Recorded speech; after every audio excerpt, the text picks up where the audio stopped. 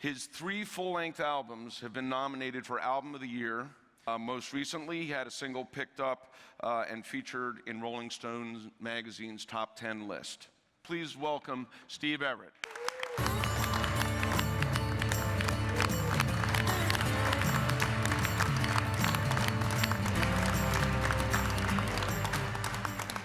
Hello, everyone. Thank you very much. Basically, I'm here to talk to you about my brand of entrepreneurship and what that looks like in the music field. I know you've had a lot of speakers the past few days, so thank you for bearing with me. I promise I'll try to make this as entertaining and silly as possible, because I've been told that you guys are like the ace squad. You guys are like the crack salesman. I love it. Not like actual crack salesman. Don't read me wrong. The first thing I can boil my entrepreneurship down to is learning all jobs. So step 1, learn all jobs. I don't believe there's any job too small if it is connected to what I do for a living. I'm 34 years old, and I've known since I was about 10 years old that this is what I wanted to do for a living. And here I am doing it. When I was 15 years old, I wore my Appalachian State University hat every day. I was clean shaven, and I didn't know how to dress, really. I also was a terrible guitar player, and I was not in a band. And so the only thing I really had to offer to the musical world was I could write songs. And I wasn't that seasoned of a singer. But my best friend there next to me singing at the time was the lead singer of this band called The Road. I didn't name this band. I don't want to hear it, okay?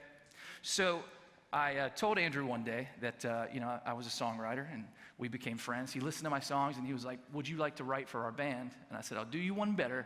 I'll join your band." And he said, "No, thank you."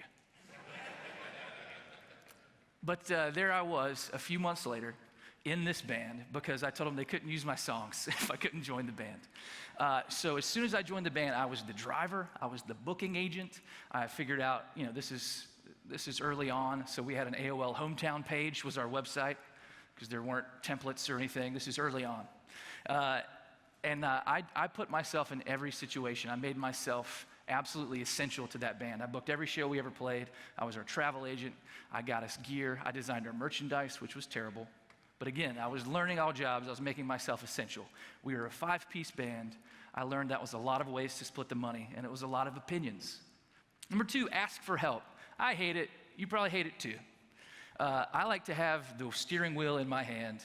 I like to have the keys in my pocket. I don't have my keys in my pocket right now because I valeted, and I feel weird about it. That's a true thing. I keep touching my leg. This is the 18th green at Grandover Resort Golf Course in Greensboro, North Carolina. I had asked this really successful businessman that I knew, and he had come to all of my old band shows, and he was very supportive, but I just wanted to pick his brain to ask him some advice about things like loans and interest rates and marketing, sales, things like that. And so I called him, we had a phone conversation, I told him I wanted to make a record. So on the 18th green, I beat him by 2 strokes, which in retrospect, I should have let him win, because now it seems like a jerk move. He reaches into his golf bag and he goes, "Steve, I love that you're asking me for help. I love that you're trying to get best practices established, and I want to help you." He reaches into his golf bag, pulls out a grocery store bag, basically. It just has a smiley face and says, "Have a nice day." It's from a gas station. And he says, "Don't open this till I leave, but I think you should make your record, and we don't need to talk about this ever again. And I love you, and good luck." And we parted ways. I got to my car. There was $30,000 in cash in that trash bag. And I got that because I asked for help, and because he's a super nice guy. Basically, I leveraged who I was and my personality type, and I made this video that people connected with, and it ended up in a good circumstance for me.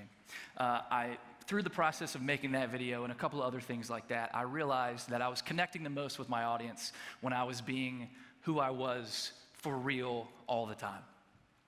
Social media makes you so tempted to be something that you're not. But what I've realized is I need to be good at the things that I'm good at and focus on those things and not focus on what I'm bad at. I work on what I'm bad at in the hopes that in the future, possibly, I'll be good at it. But while I'm outsourcing those things, I'm learning about them. But what I'm doing day in and day out is what I am good at. Can I sing for you? Yeah, let me think about what to sing. Okay.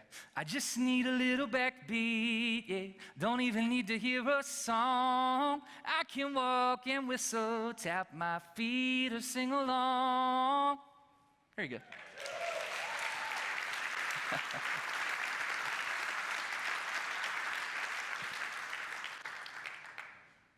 Questions? So when are you going to make it big? Yeah. Let's leave it there. That's perfect. That's perfect. It's